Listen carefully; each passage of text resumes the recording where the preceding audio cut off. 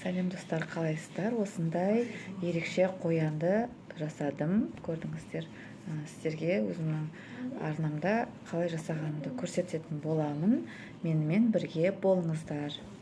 Осындай әдемі қуыршақ өздеріңіздің қыздарыңызға, балапандарыңызға жасап беруге болады. Өте оңай әрі тез жасалады. Осындай выкройкасы бар. Осы выкройканы дайындап шығарып аламыз. Содан кейін қайшымен қиып аламыз.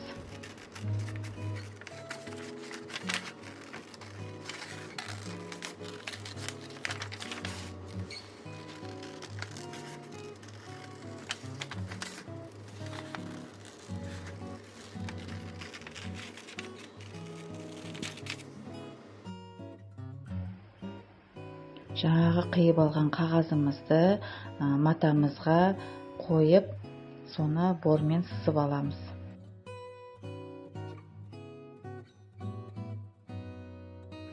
Біздің матамыз 2 бөліктен тұрады.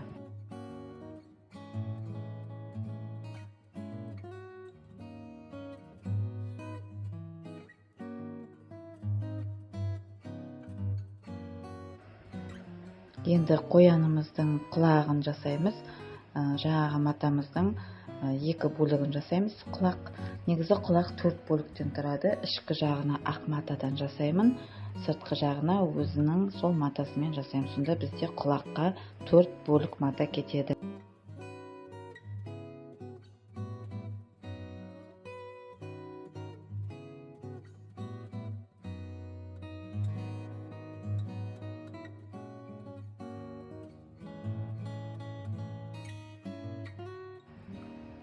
Қоянымыздың құлағын беттестіріп оң жағына қоямыз да матасын, сосын айналдырып тігіп шығамыз. Міне сіздерге видеода көрініп тұр.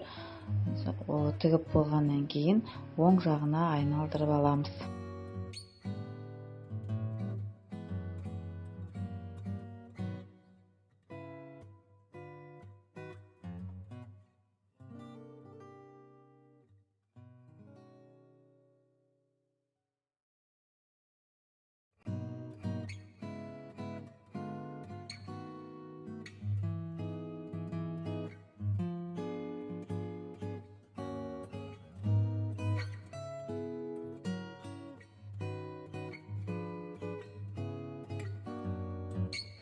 Енді бізге қоянымыздың құлағын қоянымыздың басына орнату керек болады. Ол үшін 2 жағын астыңғы жағын тігіп аламыз. Көрсетіп жатырмын.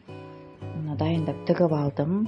Енді осы 2 құлағын жаңа қоянымыздың бас жағына белгілеп аламыз. Бірінші құлағын тігіп алыңыздар. Содан кейін барып айналдырып қоянымыздың өзін тігіп шығамыз. Астыңғы бөлігіне оң жаққа айналдыру үшін тікпей қалдырасыздар, орын қалдырасыздар. Мұны сіздерге көрсетіп жатырмын. Құлақты осылай суретте көрініп тұр. Сондай етіп осылай қойып тігіп шығасыз.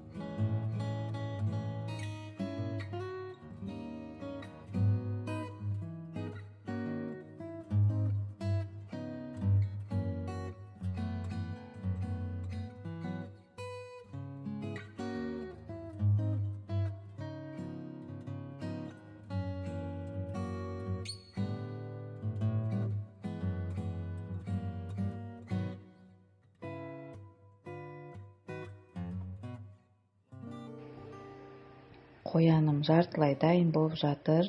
Тігіп шықтым. Енді оң жаққа айналдырамыз.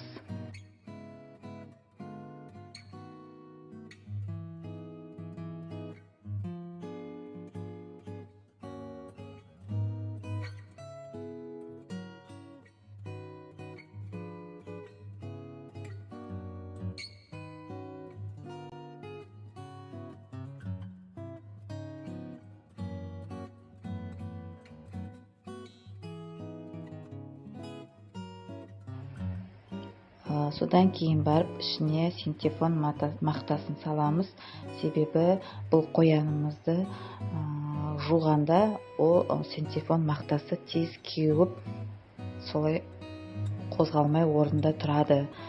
Сіз егер простой мақта салатын болсаңыз, өзіңіз қояныңыз жаман болып қалады. Сол үшін дұрыстап ішіне синтефон мақтасын салыңыз.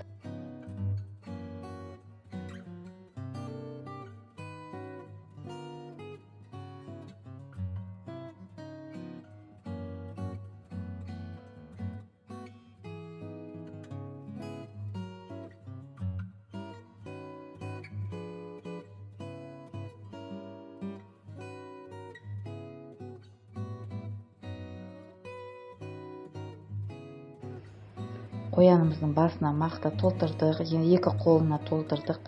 Екі қолын толтырғаннан кейін екі жанынан тігіп алыңыз, және екі аяғына толтырамыз да, екі аяғын тоже жанынан тігіп шығамыз.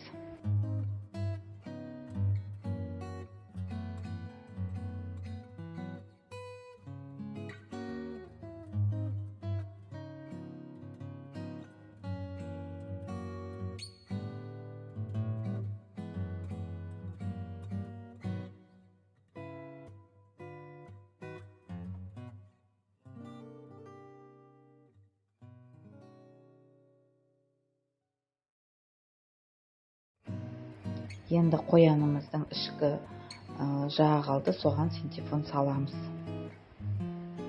Салып бәрін дұрыстап аламыз, содан кейін барып астыңғы бөлігін тігіп жібереміз.